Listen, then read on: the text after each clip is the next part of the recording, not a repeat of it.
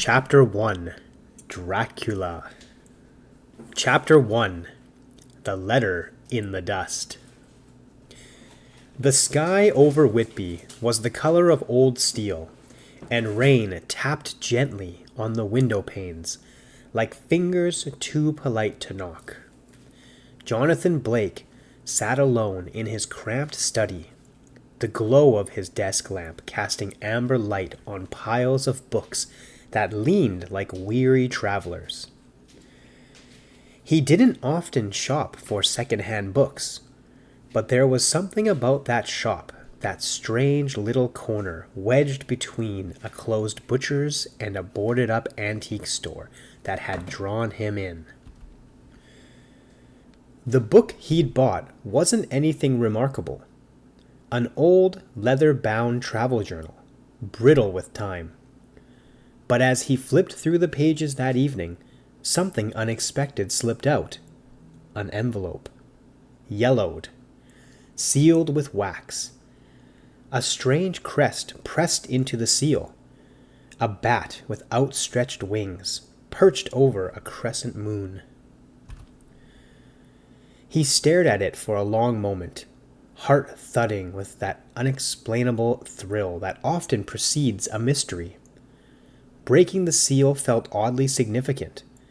The wax cracked with a tiny snap, and inside was a single piece of parchment, its texture rough, like it had been written in another century.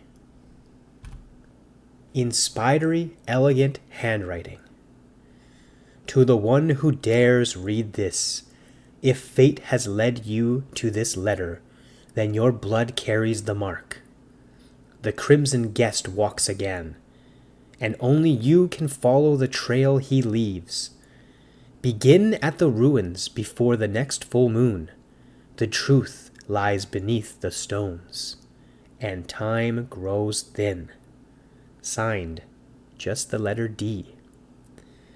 There was no date, no name, just the mark again, inked at the bottom like a shadow, bat and moon. Jonathan blinked. The silence in the room suddenly felt heavy, too still. The kind of stillness that feels watched. He stood and crossed to the window, beyond the glass. Whitby Abbey towered like a broken tooth against the cliff's edge, its arches twisted by time and sea wind. Mist crept up from the ocean like fingers reaching for the town. He'd grown up with the stories. Whitby was a town soaked in superstition. Dracula's ghost. Sailors who vanished at sea.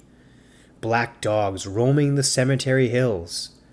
As a boy, Jonathan had dismissed it all as tourist bait and drunken tales. But the letter felt different. It wasn't just a story. It felt personal. Like something had waited for him to find it. He reared the words again, slower this time. The crimson guest walks again.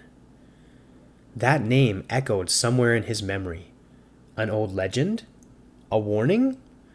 He grabbed his phone, searching for anything online about Crimson Guest. Only vague references to a figure that haunted Whitby's darker folklore. A pale man in a crimson cloak who arrived with the mist and never left. No concrete records, just whispers. He looked at the clock. 10:43 p.m. The next full moon was in 2 nights. Jonathan hesitated only a second before pulling on his coat and grabbing his old lantern from the shelf. The kind with real oil and glass, a keepsake from his grandfather, who used to say, "If you ever need to see the truth in the dark, light something older than electricity." He pocketed the leather, stepped out the door, and locked it behind him. Rain drizzled steadily, soaking the cobbled streets as he made his way towards the cliffs. Above, the ruins of Whitby Abbey waited, black against the night. broken arches like the ribs of some long-dead beast. But something else waited too. In a nearby alley, unseen by Jonathan, a tall figure lingered, wrapped in a long, tattered coat, a wide-brimmed hat shadowing pale features. His eyes followed Jonathan without blinking, and as Jonathan vanished into the mist, the figure whispered to no one, "The bloodline lives." Chapter 2. Dracula. The path to Whitby Abbey curled up the cliffside like a serpent, slick with rain and shadows. Jonathan's boots thudded against the wet stone, the flame inside his lantern flickering like a heartbeat, weak but alive. The mist was thicker here. It coiled around the gravestones like a living thing, muffling sound, bending shapes. The abbey itself loomed above him, all shattered beauty and Gothic teeth. Even in ruins, it had presence, as if the stones remembered something dark. Jonathan stopped at the gates. They were open, always open. The town claimed it was for the tourists, but tonight they gaped like a mouth waiting to swallow. He stepped inside. The air grew colder instantly, as if the abbey didn't want him there. His footsteps echoed. The lantern's glow stretched long shadows across the broken floor, crawling over collapsed pillars and crumbling walls. Rain dripped through the open ceiling, tapping rhythmically, but something was off. Between the drips, he thought he heard whispers, faint, like a voice speaking underwater. He froze. Nath. Blake. His name? No, he was imagining it. Or was he? He turned slowly, lifting the lantern. Light glinted off something in the corner, a stone slab, half buried under ivy and rubble. He moved closer.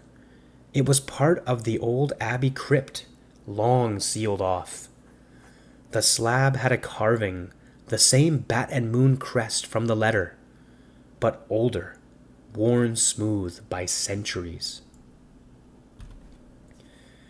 Kneeling down, Jonathan ran his fingers over the edge. The ground beneath it trembled, just slightly. Then a sharp sound behind him. Click. He spun around. A figure stood in the archway, tall, cloaked, watching. Jonathan's breath caught. "Who are you?" he asked, voice dry. The figure didn't answer, only stepped closer, slow and deliberate. Boots silent against the stone, lantern shaking. Jonathan raised it higher. The face was pale, too pale, and the eyes not human. They shimmered red for a moment, not glowing, just reflecting light in a way no eye should. The figure smiled, thin, knowing. "You're early," he said. Jonathan's heart pounded. "I don't know what this is," he said, backing towards the stone slab, "but I'm not part of it." The man tilted his head. "You came. You opened the letter." "That is enough." The wind howled suddenly through the broken windows. The lantern sputtered. The cloaked man stepped forward again, his voice now lower, almost kind. "You carry the name, the blood. The Abbey knows you." Jonathan gripped the lantern in his coat pocket, like a talisman. "What do you want from me?" The man's smile vanished. "Not me," he said. Then, pointing at the slab, "It." And with that, he turned and vanished into the mist. As silently as he had come, Jonathan stood alone, the crypt stone pulsing faintly beneath his feet, as if something beneath had heard everything and was waking up. Chapter 3. The Journal Beneath the Stones. The wind was cruel that night, biting through Jonathan's coat. As he stepped back into the abbey ruins, the sky had cleared just enough to reveal a thin sliver of moonlight. Casting eerie shadows between the gravestones, he held the lantern tightly, its glow trembling with his every step. He hadn't stopped thinking about the cloaked figure from before. His words haunted him. Not me. It. Jonathan had barely slept since, and now something deeper pulled him back here. It wasn't just curiosity anymore. It was something older, heavier, almost like instinct. He retraced his path through the broken arches until he reached the stone slab marked with the bat and moon crest. The same mark from his letter. He crouched beside it and ran his fingers over the edge again. This time he noticed something. A groove, almost invisible, worn by time. He traced it with his thumb. Click. A soft grinding sound answered him. The stone shifted slightly, revealing a narrow crack along one side. Jonathan set the lantern down, wedged his fingers underneath, and pulled. Dust exploded into the air as the slab creaked open just enough to reveal a hollow space beneath. Inside was a small metal box, rusted and locked with an ornate latch. Jonathan hesitated, then unclasped the latch. The box creaked open. Inside, a leather-bound journal, blackened with age. The first few pages were stuck together, stiff from water damage, but further in the ink remained clear. The handwriting was sharp and deliberate. 12 October 1789. The blood returns, not as a beast, but as a boy. The child bears the mark, though he knows it not. If he awakens, the guest will stir again. We must hide him, scatter the signs, bury the bloodline before it's too late. Jonathan's hands froze. He turned another page. A sketch, a family tree, with names crossed out, violently. At the very bottom, scrawled in a different hand, Jonathan Blake, his own name. Beneath it, the words, "The vessel lives. The seal will not hold forever." He swallowed hard. Cold sweat gathered at his neck. He wanted to believe this was some elaborate prank, some twisted game. But deep down, something in his bones agreed. The abbey trembled slightly, as if breathing. Suddenly, behind him, a noise. Stone shifting. Footsteps on wet gravel. Jonathan spun around, lantern raised. No one. Just the mist. He turned back to the journal, but it was gone. The box lay open, empty, as if it had never held anything at all. Jonathan stood in silence, heart thudding. Then, on the wall beside him, words began to form slowly, as if written in invisible ink now awakening. You were never meant to find it. Chapter 4. The Ink That Vanishes. Jonathan stood motionless for a long time, staring at the empty stone box. The journal gone. The name still burned into his mind. His name. He swept the lantern light around the crypt again. Nothing but broken brick and mist. You were never meant to find it. Those words on the wall, now vanished. Gone like steam on a mirror. He rubbed his eyes. Was he hallucinating? Had he imagined the entire thing? No. The dust on his fingers, the scent of ancient leather. It had been real. Something or someone had taken it, and they did not want him finding. Back at his flat, the silence was suffocating. The shadows seemed thicker than usual, stretching into corners they never reached before. Jonathan set the lantern down and pulled out his laptop. He began searching for anything, any historical record, family line, anything that mentioned the Crimson Guest, or the Blake surname tied to it. He found nothing official. But on an old, barely readable message buried deep online, he found one post, 14 years old, written by a user named Gast_Watcher78. The post read, "Some bloodlines weren't meant to survive. The Blake name is tied to the crypt under Whitby Abbey. I watched them bury the last journal in 1976. If it resurfaces, so will he." Below that, a single reply. "Too late. The vessel already walks." Jonathan sat back. The vessel. Again, that word. You are the vessel. But for what?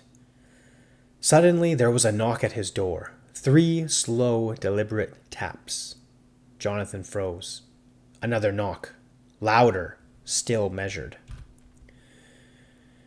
He approached the door slowly, peering through the peephole. A girl, maybe late 20s, dark coat, sharp eyes, holding something. He opened the door just a crack. "Yes?" She held up a familiar object, the journal. Jonathan's breath caught. "Where did you—" "Keep your voice down," she cut in, stepping past him. "If they know you've seen this, we don't have much time." He followed her in disbelief. "Who are you?" "I'm someone who didn't walk away the first time I opened that book." She placed it on his desk and turned to face him. "My name is Rowan, and you're not crazy, Jonathan." He blinked. "You know my name?" Rowan smirked. "Of course I do. Everyone looking for you does." She flipped the journal open, and it was full again, every page intact. But as Jonathan leaned closer, something new appeared on the front page, handwritten, as though it was being written right now. "You're not alone in this, but not everyone who helps you wants you alive." Rowan stepped back. Her voice dropped. "Tell me, Jonathan, before tonight, did you ever feel like you were being watched in your dreams?" Jonathan looked up at her, chilled. "Yes." Chapter 5. Eyes in the Fog. The journal sat open on Jonathan's desk, pages fluttering as if stirred by a wind that didn't exist. Rowan stood by the window, watching the street below, through a slit in the curtain. "They found you," she murmured. Jonathan swallowed. "Who exactly is they?" Rowan turned to him, face grim. "There are 2 kinds of people after you now. Those who want to use you," she paused, "and those who want to erase you." Jonathan felt something cold settle in his gut. "I've been seeing people outside," he said recently, "in alleyways, across the street. I thought I was being paranoid." "You're not." Rowan walked over to the bookshelf, pulled a random novel halfway out, then stopped, listening. "Have you heard or noticed anything strange inside your flat? Items moved? Things not where you left them?" He nodded slowly. "They've already been inside," she said. "You were probably tested weeks ago, watched, and now that the journal's awake." As if on cue, the overhead light flickered once, twice, then everything went dark. The only light left was from the lantern Jonathan had brought back from the Abbey, and it was glowing brighter than it should have, almost unnaturally. A low hum filled the room, then knocking at the door. At the window, 3 taps, just like before. Jonathan and Rowan turned slowly. His flat was on the 3rd floor. Outside the glass, barely visible through the mist, a figure, standing sideways on the wall, eyes reflecting red, not human. Rowan moved quickly, grabbing Jonathan's arm. "Back! No sudden movements. Don't break eye contact." The figure remained still, watching. Then it smiled. A slow, knowing smile that made Jonathan's stomach turn. Then it dropped, vanishing into the fog below. Silence, except for the hum. And the sound of Jonathan's pulse in his ears. Rowan let go of his arm. They're getting closer. That wasn't a scout. What was it? She looked him dead in the eyes. A watcher. A watcher of what? Of you. Later that night, Jonathan lay on the couch, journal open beside him. He couldn't sleep. The pages seemed to breathe with him, and changed when he blinked. He turned to a page near the back, there, written in the same spidery hand as before. When the vessel awakens, the watchers will gather. They do not kill. They remember. They report. Below it, a single phrase in bold, ink darker than all the rest. If you feel watched, you are. He glanced at the window, curtains closed, but somehow still not safe. He turned out the lantern and closed his eyes. Somewhere far away, something else opened its eyes and saw him. Chapter 6. The Pulse Within. Jonathan hadn't slept. He sat by the kitchen sink as dawn threatened to crawl over the rooftops of Whitby. Rowan was curled on the armchair, asleep with a knife tucked beneath her coat. Every sound made him flinch, pipes groaning, wind against the glass. But there was something else now, something inside him. It began with a tremor in his fingertips, like static beneath the skin. Then heat behind the eyes. Then something deeper. A memory that wasn't his. He blinked. A flash, firelight on ancient stone. A circle of robed figures. A child crying softly in the center. He gasped. Grabbing the edge of the counter, the vision vanished. Like mist hit by wind. Across the room, the journal opened by itself. Pages flipping rapidly until it stopped. Rowan stirred. What's happening? Jonathan looked at his hands. They were trembling. No, vibrating. I saw something. What did you see? Stone walls. A ritual, I think. He swallowed. I think I've been there. Rowan was silent for a moment. Then, it's starting. She walked to the journal. The guest's blood doesn't flow in you like a poison. It grows. It calls back what your family tried to bury. Jonathan stared at her. You're saying it's not just magic? It's memory? Rowan nodded. Some vessels dream. You're reliving. Jonathan looked at the mirror over the sink, his reflection pale, but not just from fear. His eyes had changed just for a second. Slit-like pupils, red-rimmed, then normal again. He backed away. No, I'm not turning into whatever he is. You're not, Rowan said calmly. You're turning into you. Silence. Then something in the room shifted. The floorboards creaked. The air thickened. The journal began to burn at the corners, but no flame, just blackening like charred paper. Words appeared across the center page. The vessel resists. The blood remembers. Rowan grabbed Jonathan's arm. This flat is not safe anymore. We need to move. Where? To someone who can explain what the hell is happening to you. Jonathan's voice shook. Someone who knows about the guest? Rowan looked him in the eye. No, someone who fought him. The Crimson Guest. Chapter 7. The Man Who Faced the Night. They left the flat before sunrise. Whitby was cloaked in fog, thick and low. The streets were silent, the kind of silence that presses against the ears. Jonathan followed Rowan through narrow alleys and empty roads, the air around them growing colder with every step. Where are we going? He asked, voice hushed. To someone who can give you answers, Rowan replied. His name is Elias. Jonathan hesitated. You said he fought the Crimson Guest. That was when? Centuries ago? Rowan's expression didn't change. He's not exactly human anymore. They arrived at a house tucked into the cliffs outside of town, weathered stone, windows sealed with thick black drapes, no lights, no sign of life. It looked abandoned. Rowan knocked once, then again, louder. No response. She turned the old iron doorknob and pushed it open with a low creak. Inside, the air was still and dry.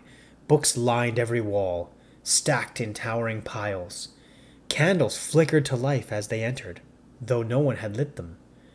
Jonathan stepped inside, gaze shifting from corner to corner. There were drawings on the walls, ancient symbols, maps, diagrams of anatomy, both human and not quite human. Rowan called out, "Elias!" Nothing. Then from the shadows near the back, a voice answered, deep, measured, calm. "I told you not to bring him here until the blood called." Rowan stepped forward. "It's already calling." A figure emerged from the dark. He looked about 70, tall and lean, with white hair tied at the back. His eyes were clouded, milky gray, but they met Jonathan's gaze with unnatural precision. "You're the boy," he said. "You've seen the signs." Jonathan nodded slowly. "I didn't ask for any of this." "Neither did I," Elias replied. "But here we are." He walked to the center table, where a thick leather-bound book lay open. He pointed to a sketch on one page. It was a face, pale, sharp, with piercing eyes, fangs bared. "The guest?" Elias shook his head. "Not yet. This is the one who came before, the first host." Jonathan blinked. "There were others?" Elias closed the book. "There is always a vessel, always someone chosen to carry the hunger. But you," he paused, "you're different. You weren't chosen. You were created." Jonathan's breath caught. "What do you mean?" Rowan looked away. Elias continued, voice quiet. "You are not just blood. You are design, a plan, one that began 200 years ago by a man who thought he could control the darkness."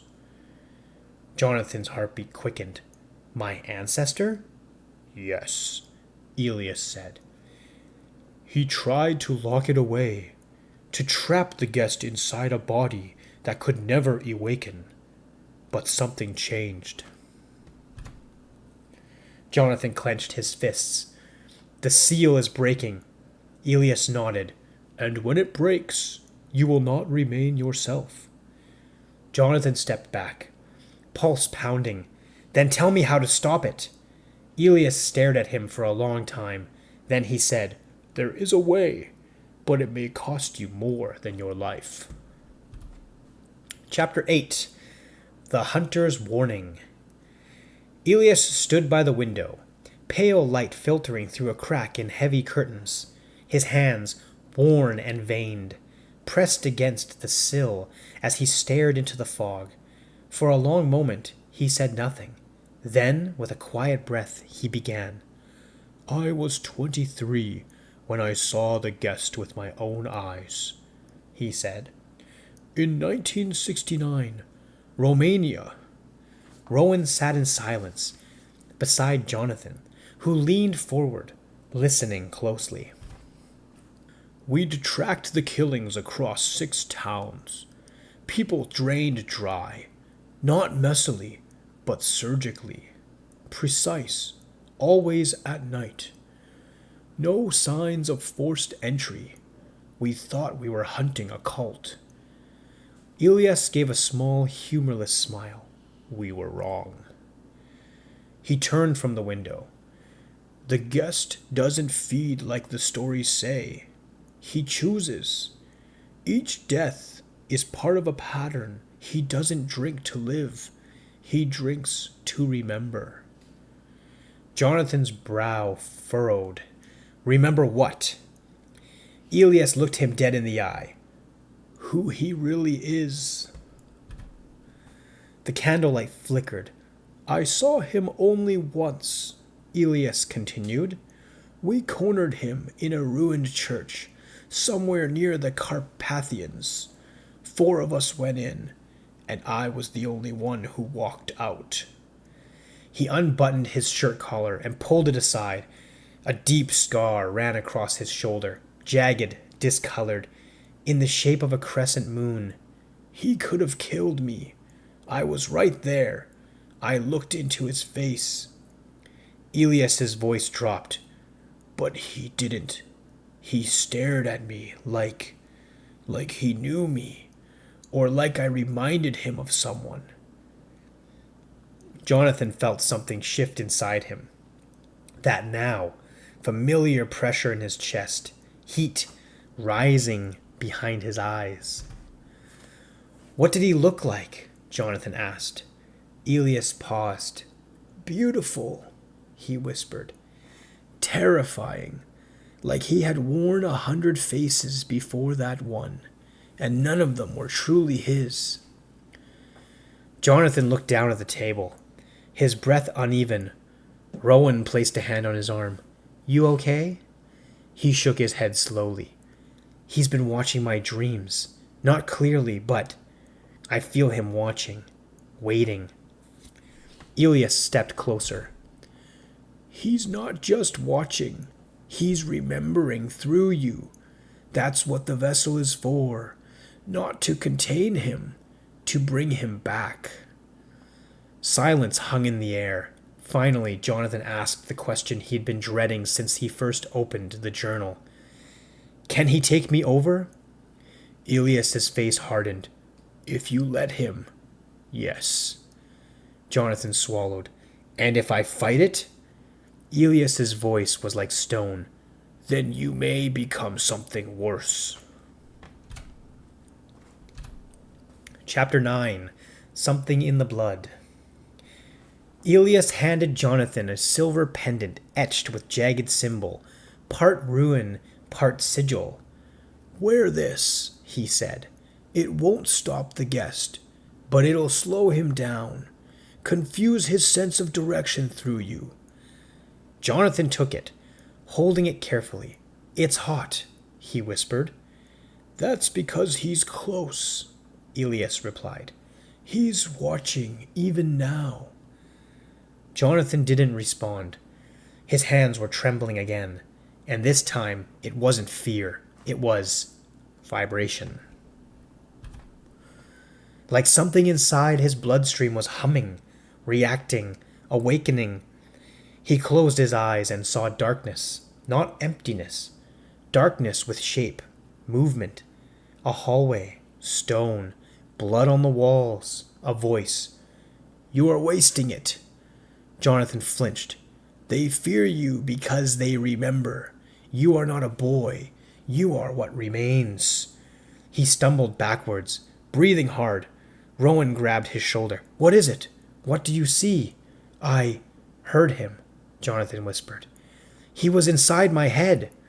Elias stepped forward, tense. "What did he say?" Jonathan looked at them both, a strange calm settling over his face. "He said I'm wasting it." Suddenly, the pendant in his hand began to grow red. The symbol twisted, physically, changing before their eyes, as though melting and reshaping in his grip. Elias shouted, "Drop it!" But Jonathan couldn't move. The room grew darker, the candle flames pulling toward him like magnetized smoke. Papers lifted off the shelves. The windows shuddered. Rowan backed away. "Jonathan!" she called out. His eyes opened, and for a second they were no longer his. Pure black, reflective, hollow. Then, just as suddenly, everything stopped. The pendant clattered to the floor. The light returned. Jonathan collapsed to his knees, gasping, What was that?" Elias approached slowly, as if nearing a wounded animal. "You didn't summon him," Elias said, "but he's closer now. You let him through, just a crack." Jonathan looked down at his hands. "I wasn't afraid," he said softly. "When I felt him, I wasn't afraid." Elias frowned. "That's how it starts." Chapter 10. The Hunter in the Shadows. The night was thick with fog, as Jonathan and Rowan hurried through the twisting streets of Whitby. Their breath came in short gasps, echoes swallowed by the silence. Behind them, footsteps, slow, deliberate. Not the unnatural glide of the guest, but the heavy, confident tread of a hunter. "Someone's following us," Rowan whispered. Jonathan's heart pounded. "How do you know?" She glanced back. "Because I can feel it. This isn't just any stranger. It's someone trained."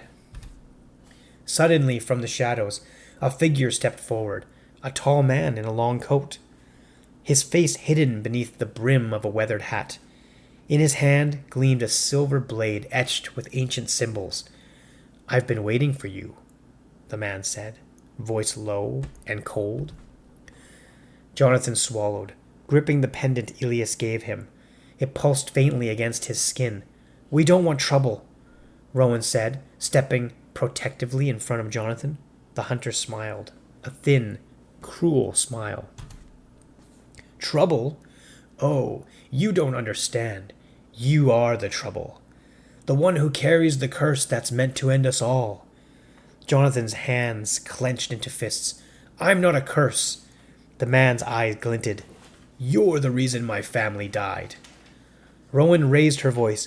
"We don't have to fight." The hunter's smile vanished. "No, this ends tonight." Chapter 11. Run or Fight. Jonathan's heart hammered against his ribs as the hunter advanced, silver blade glinting dangerously under the pale moonlight. Rowan grabbed his arm, pulling him backwards. "We have to move, now," she hissed. Jonathan nodded, though his legs felt like lead. The pendant against his chest burned hot, as if urging him to act. The hunter's voice cut through the night. "You can't run forever!" Jonathan's eyes flicked to Rowan. She was tense, ready to fight, but also scared. They darted into a narrow alley, the walls closing in around them. The hunter followed, effortlessly, closing the distance. His footsteps echoed, steady and unrelenting. Jonathan stumbled, panic rising. His hand brushed the pendant, and suddenly a surge of energy shot through him. A low growl escaped his throat before he even realized that the shadows around him had deepened, swirling like living smoke. The hunter stood, eyes narrowing. What was that? Jonathan felt a strength he'd never known. Before coursing through his veins, the pendant glowed brighter, pulsing in time with his heartbeat. "Stay behind me," Jonathan said, voice stronger than he felt. Rowan didn't hesitate. Together, they faced the hunter. The man lunged, blade slicing through the air. Jonathan dodged, but only barely. Pain flared along his side. He gritted his teeth, willing the power inside him to protect, to fight back. With a sudden movement, shadows curled from the ground, wrapping around the hunter's legs like chains. He staggered, surprised, before breaking free with a snarl. Rowan took that moment to throw a small vial she had pulled from her coat, breaking it near the hunter's feet.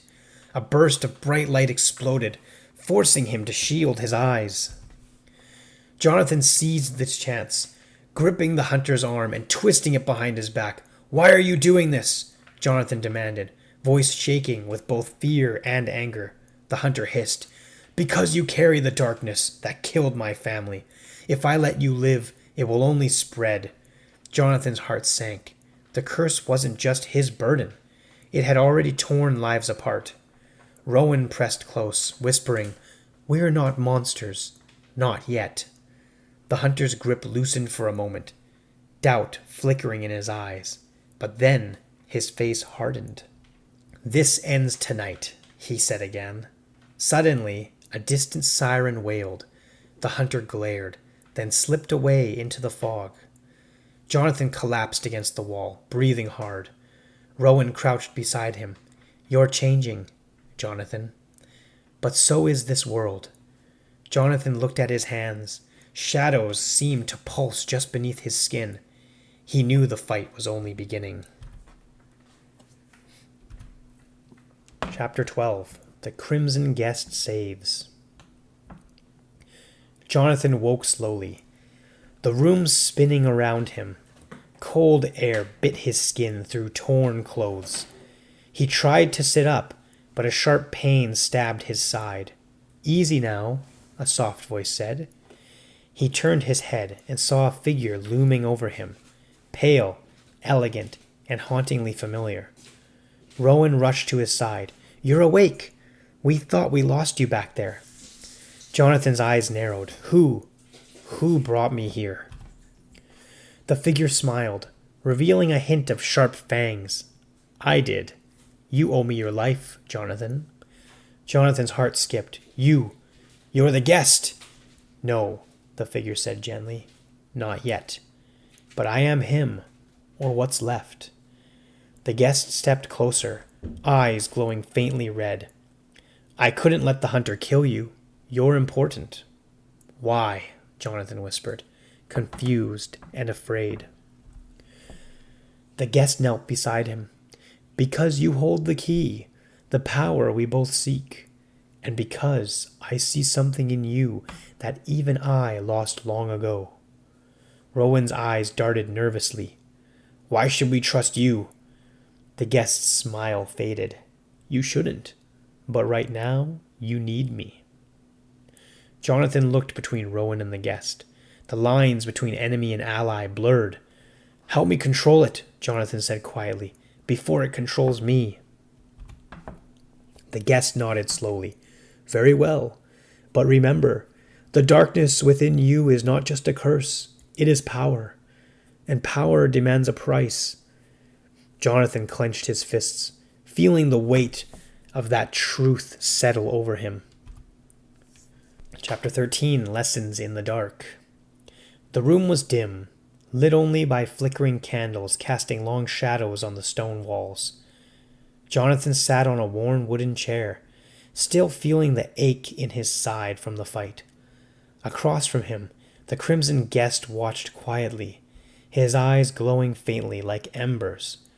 "Power isn't something you simply take," the guest began, his voice low and smooth. "It is something you must accept.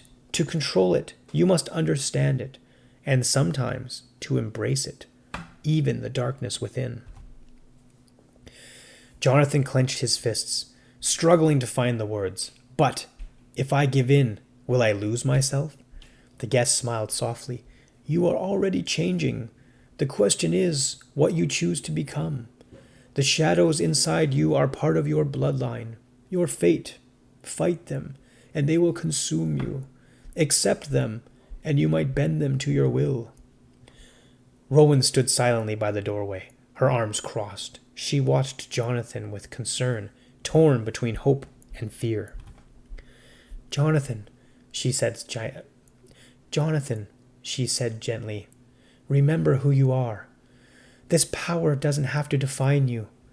Jonathan looked at her, gratitude flickering in his eyes. "I want to believe that." The guest leaned forward. "First lesson, listen.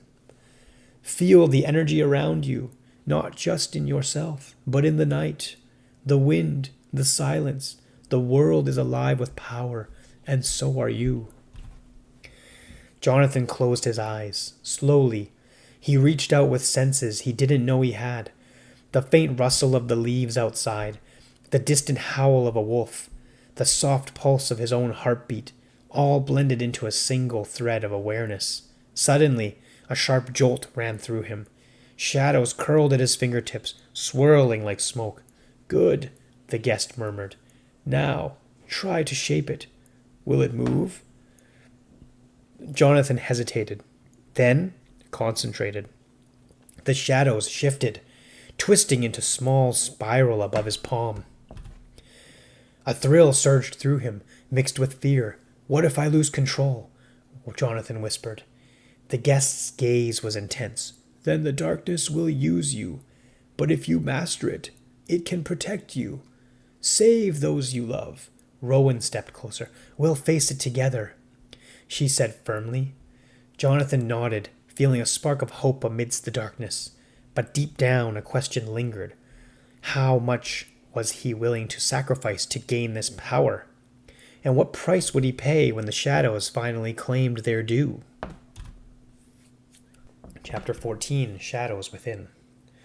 Jonathan lay awake in the small room, the candles flicker, casting eerie shapes on the ceiling. His mind raced, tangled in thoughts he couldn't escape. The shadows, the power, the guest's words echoed in his head. He could feel it stirring inside him, a restless hunger that was both terrifying and strangely comforting. A soft knock broke the silence. Rowan stepped inside, her eyes tired but steady. "Can't sleep?" Jonathan shook his head. "No, it's like something's inside me, watching, waiting." She sat behind him, her voice gentle. "You're not alone. We'll figure this out." He turned to look at her, searching for certainty he didn't feel.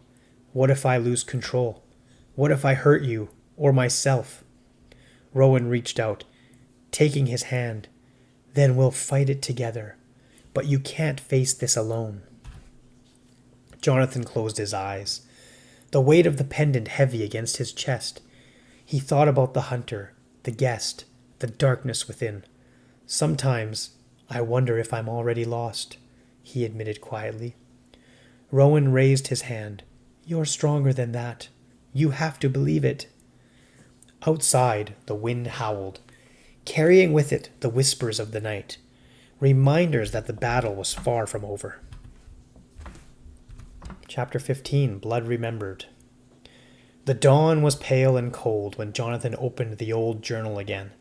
It had belonged to his ancestor, Alaric Whitmore, a man who first attempted to seal the Crimson Guest. The pages were worn, covered in tight, spidery script and arcane symbols that shimmered faintly when the light touched them. Crimson Guest stood near the window, arms folded, silent. Jonathan read aloud. "The vessel must not be pure. It must be marked by both blood and fire. Only then can it hold what cannot be destroyed." He paused. "What does that mean?" The guest's eyes narrowed. "It means your bloodline was altered long ago." Rowan sat across the room, watching carefully. "Altered how?" Jonathan flipped another page. This one showed a symbol, one that matched the faint scar beneath his collarbone. He hadn't noticed it before. It was shaped like a fractured circle, with lines cutting through its center. That scar, it wasn't from the accident. I was born with it. The guest approached slowly. "There are two kinds of vessels, one created by the curse and one born to break it." Jonathan looked up. "You mean I wasn't just made to contain you? I was made to stop you?" The guest's expression changed, just for a second. Surprise? No. Dread. "Alaric knew," the guest muttered. "He wasn't trying to bind me. He was trying to undo me. Through you." Jonathan stared down at the page, the realization sinking in. "I'm not just the key to bring you back." Rowan stood, voice firm. "You're the weapon to end him." The guest stepped back, voice dark. "Be careful what you believe. That kind of power always has a cost, and not all truths are meant to be remembered."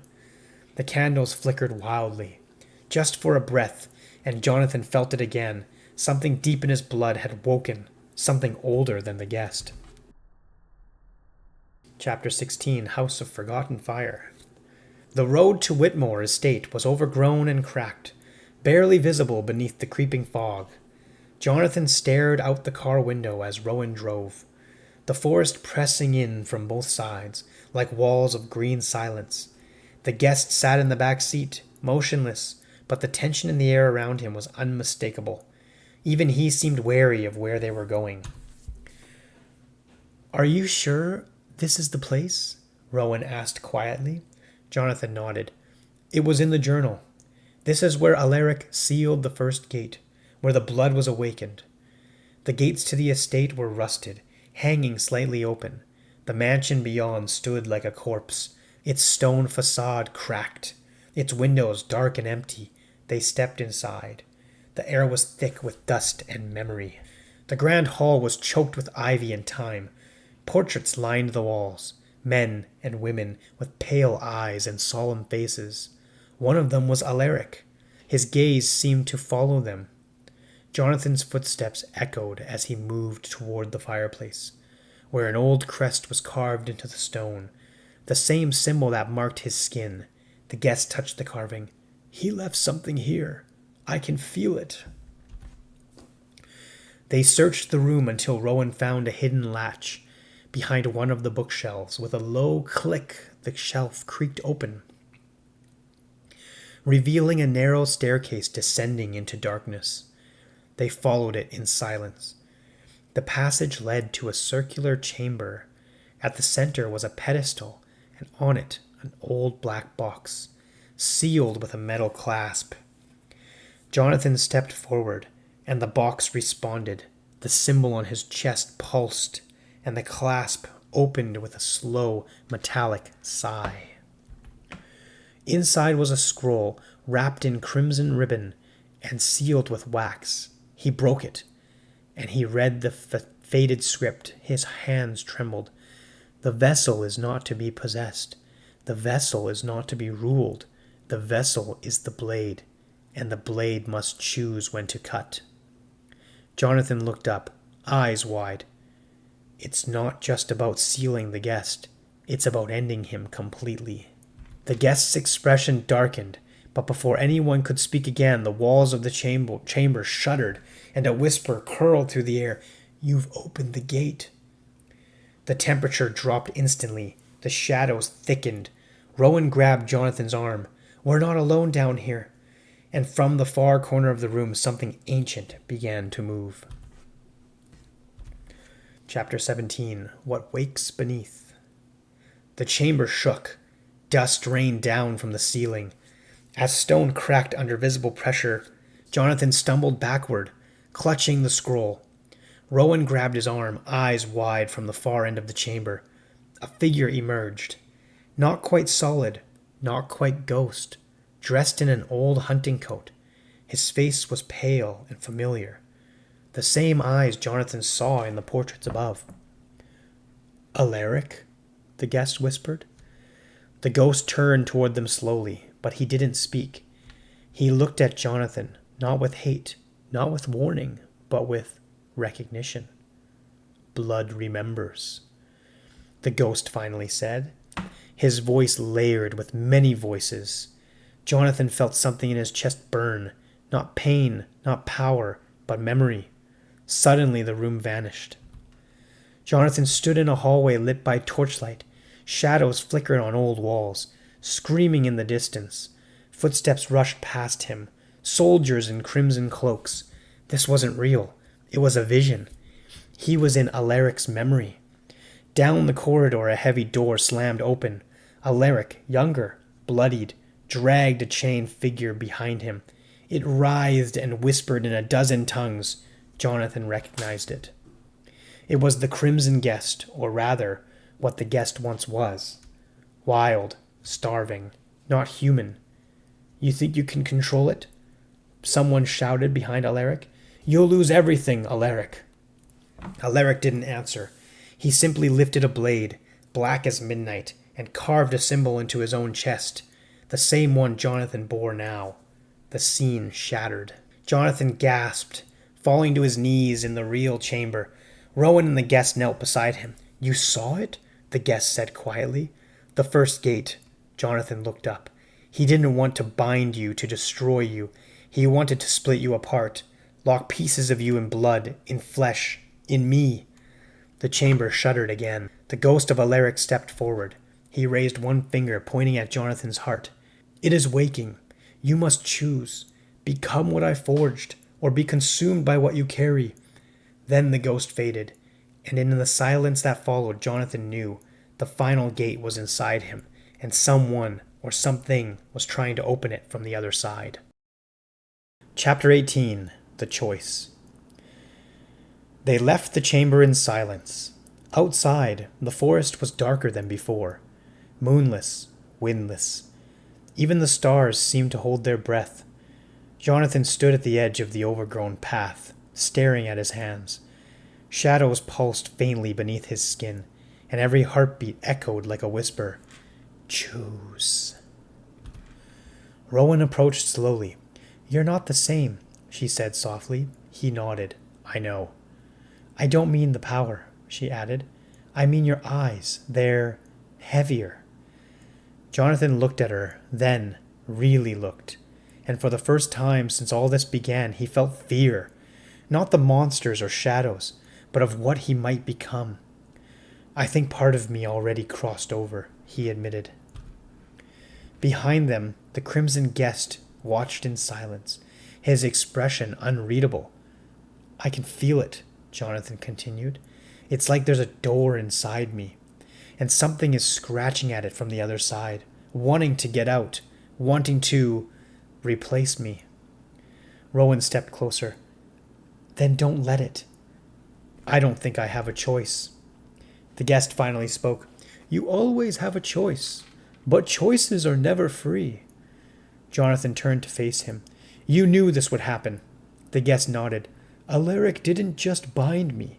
He split me. What you carry is not just power. It's my hunger, my rage, my core. He buried it inside you to weaken me. Rowan's voice trembled. So if he lets it out...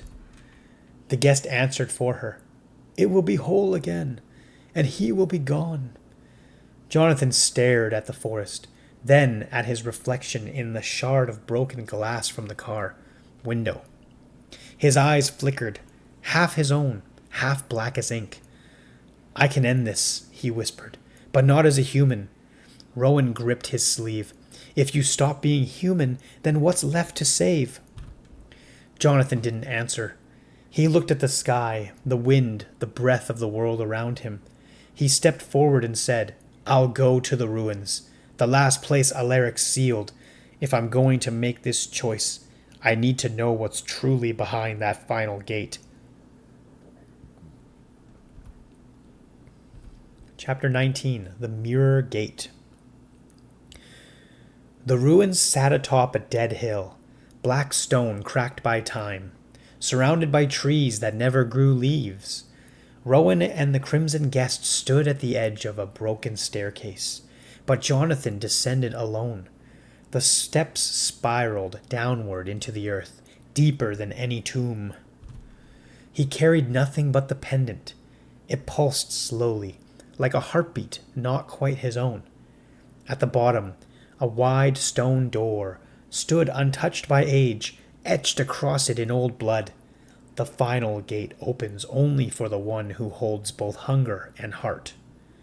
Jonathan placed his hand on the door. It opened. Inside, the chamber was silent and silver-lit. Floating in the center was him, another Jonathan. Identical, calm, pale-eyed, dressed in black. Surrounded by shadows that drifted like smoke, the reflection smiled. We meet at last. Jonathan stepped forward slowly. What are you? The other Jonathan tilted his head. I am you. The part Alaric cut out. The rage, the fire, the power you never dared to touch. Jonathan's hands clenched. You're the guest? No, the figure said. The guest is just a fragment. I am the whole. What you were born to become. Jonathan shook his head. I'm not a weapon. You are exactly that, the reflection said. Alaric made you the blade to kill the monster, but never told you the blade must become sharper, more than the monster itself. The shadows writhed. The chamber pulsed. You fear losing yourself? The figure asked. Let me make it simple. Suddenly, Jonathan was thrown backward, memories rushing through him. Rowan laughing, the hunter's eyes before striking, the pendant glowing when he first heard the guest's voice. Pain, choice, hope. The other Jonathan stood over him now, hand outstretched. Join me. Accept the full truth. Become what you were meant to be.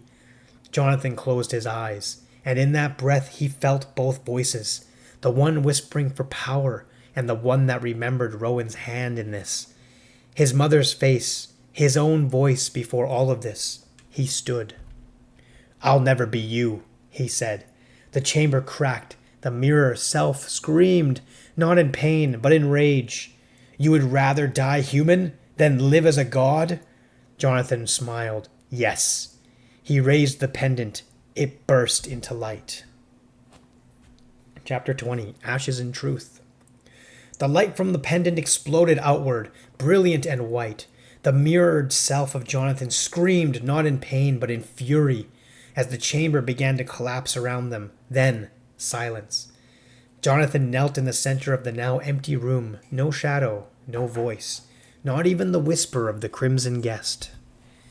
He stood slowly, his body trembling, and made his way back up to the surface. Outside, Rowan was waiting beneath a bare tree, her eyes wide with worry. When she saw him, she ran. He caught her in his arms, breathing hard but smiling. "Is it gone?" she asked. He nodded. "It is." They stood together in the stillness until a soft voice broke the silence. "Not quite." They turned. From the shadows beneath the trees, the crimson guest stepped forward. But something was different. There was no menace, no fire. His presence was thin, like mist. Rowan stepped back in alarm. Jonathan tensed. "You're still here?" he asked. The guest looked at him, calm, almost sad. "I'm not here to hurt you," he said, "only to tell you the truth." Jonathan narrowed his eyes. What truth? The guest gave a small, bittersweet smile. "I was never the monster you thought I was. I wasn't sealed inside you. I was shaped by you. Alaric created the gate, but you gave me form." Jonathan's heart sank. "You mean you needed something to blame? A face for your fear, your guilt, your bloodline? I became that face." He took a step closer. "But now you've accepted yourself, your darkness, your fear. I no longer have power because you no longer need me." Jonathan stared in disbelief. "So, I fought you all this time, and you were fighting yourself?" The guest finished gently. "But you won, not by destroying me, but by understanding me." The guest began to fade, his body dissolving into light and dust. Rowan reached for Jonathan's hand, and for the first time in what felt like lifetimes, there was peace. 1 year later. On the edge of a wind-swept cliff, Jonathan sat alone. In his hands was an old, leather-bound journal. The last page was freshly written. There was never a monster in the dark. The darkness was me, waiting to be seen. I did not kill it. I learned to walk beside it. He closed the book, stood, and turned toward the sea. The wind swept past his hair, and in the sun's golden light, he smiled.